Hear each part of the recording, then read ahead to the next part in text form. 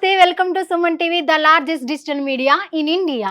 మనందరి favourite show Jabardasth. దాంట్లో నుంచి ఇంకా అందరి ఫేవరెట్ తాగుబోతు క్యారెక్టర్ అయినా సరే, అమాయకత్వపు క్యారెక్టర్ అయినా సరే, ఏదైనా తన ఇన్నోసెన్స్తో ప్రజల యొక్క మనసుల్ని ఎలా పడితే అలా దోచేసుకున్న మన రాజమౌళి గారు మనతో ఉన్నారండి. ఆయనకి ఏ క్యారెక్టర్ ఇచ్చినా సరే దాంట్లో 100% ఇస్తారని మనకు తెలుసు. అదే 100% మన ఇంటర్వ్యూలో కూడా ఎక్స్పెక్ట్ చేసేద్దామే. చలో, హలో రాజమౌళి గారు. హాయ్ అండి, బాగున్నారా? బాగున్నాండి, సూపర్. మీరు ఎలా ఉన్నారు?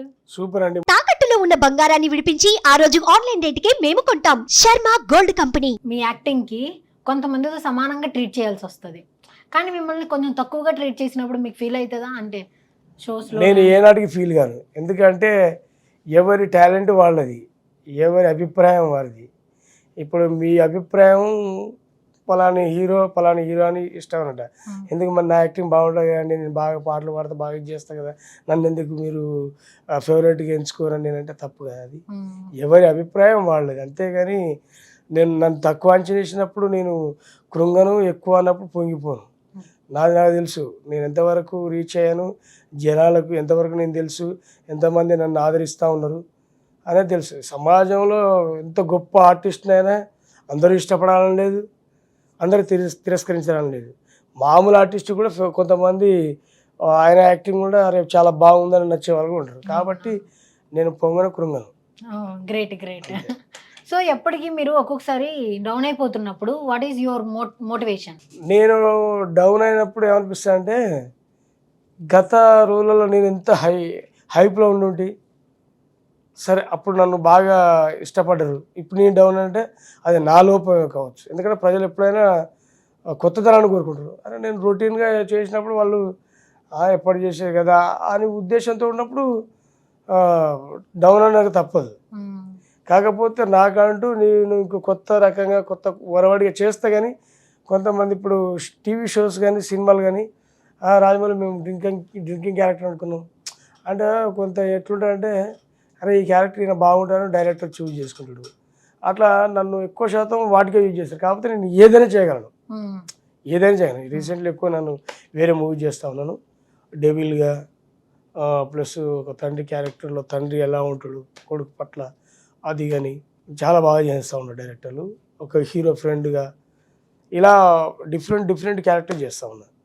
అప్పుడు నాకు అనిపిస్తూ ఉంది, చూసే డైరెక్టర్ కూడా, సార్ ఇప్పుడు నేను డ్రింకింగ్ క్యారెక్టర్ చేస్తాను కదా, అమాయకుడు చేస్తాను, ఇది ఎలా ఉందంటే సూపర్ రాజమౌళి బాగా చేస్తాను, చెప్పండి సార్. ఎందుకంటే నేను ఇన్ని రోజులు నాకు తెలిసి నేను చేస్తానంటే, కానీ నాకు ఇవి ఎక్కువ చేయడం వల్ల నేను ఇవి చేయలేకపోతానా అని నాలో కలుగుతున్నటువంటి సెల్ఫ్ డౌట్ అనేది వస్తూ ఉంది. కాబట్టి చెప్పండి సార్ అని అడిగి తెలుసుకొని కూడా నేను ఏమైనా తక్కువైనా కూడా మళ్ళీ ఎక్కువ చేయడానికి, వాళ్ళు చెప్పినట్టు చేయడానికి నా వంతు ప్రయత్నం చేస్తూ ఉన్నాను.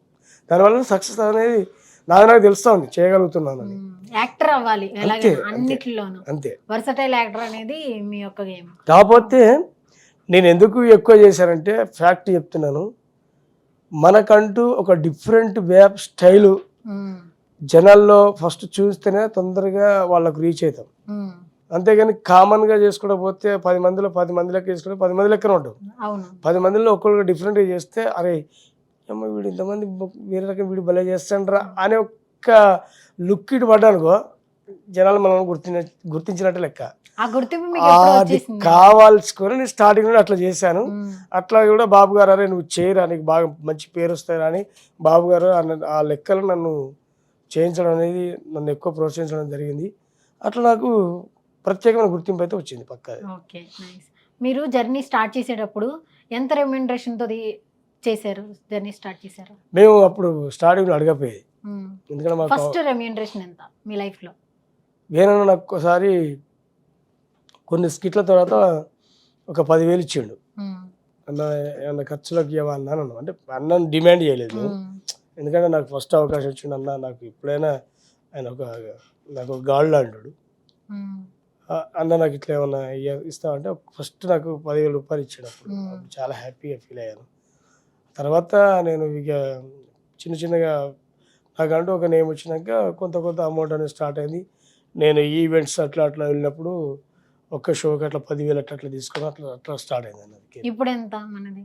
ఇక ఇది షోని బట్టి ఉంటుంది, సినిమాని బట్టి ఉంటుంది. అంటే సినిమాకి అయితే ఎంత అప్రాక్సిమేట్లీ అంత కరెక్ట్ గా చెప్పేయకండి.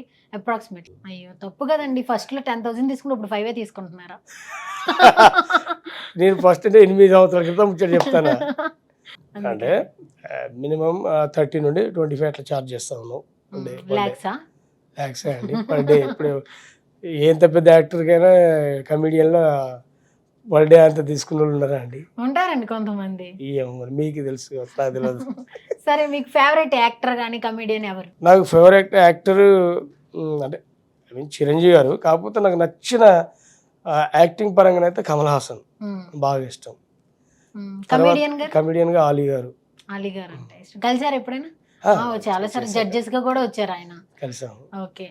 సుమాటలు కూడా చాలా సార్లు సినిమాలో చేసాం. ధమాకాలు కూడా చేశాను నేను. Okay okay. ప్లస్ వేరే షోస్ కూడా, ప్లస్ మా శ్రీదేవి రామకం ఫెస్టివల్ కార్యక్రమాలు కూడా వచ్చింది కదా సార్. వచ్చారు. మీ ఎలాగా మాట్లాడినప్పుడు? ఫ్రెండ్లీగానే మాట్లాడతారు. మాట్లాడారు అంతా. Okay, nice nice. మరి మీ మ్యారేజ్? నాది చిన్నప్పటి లవ్ అండ్ అరేంజ్డ్ మ్యారేజ్. అబ్బో, చాలా ట్విస్ట్ ఉందండి. ట్విస్ట్ ఏమున్నది అది ఎలాగా ఎక్కడ? అంటే మా మిస్సెస్ వాళ్ళది అప్పుడు పెద్దగూడూరులో ఉండేవాళ్ళు. మాది మహబూబాద్. నేను కళారంగంలో ఇంటర్మీడియట్లో ఒక 45 days ప్రజల వద్ద పాలన అని చంద్రబాబు నాయుడు పనికి ఆహార పథకం ప్రోగ్రామ్ పెట్టినప్పుడు కళా బృందాలను పంపినప్పుడు స్టేట్ వైజ్గా తిరిగే క్రమంలో మేము వరంగల్ జిల్లాలో, అంటే స్టేట్ వైడ్ కళాకారులు తిరుగుతూ ఉన్నారు, మేము వరంగల్ జిల్లాలో తిరుగుతూ ఉన్నాం. అప్పుడు పెద్దగూడూరులో క్యాంపు ఒక 3 days వేసినప్పుడు మా మిస్సెస్ని చూడడం, ఆమె నన్ను ఇష్టపడడం ఫస్ట్ ఆమె, తర్వాత నేను కూడా ఇష్టపడడం అనేది జరిగింది.